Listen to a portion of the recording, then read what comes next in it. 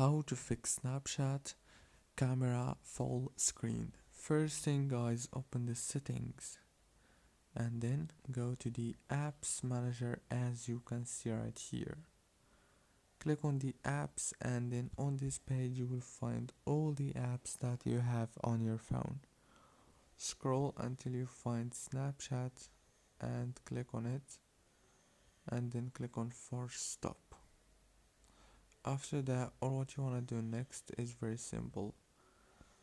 Go to the Play Store or the App Store, search for Snapchat and update it from here.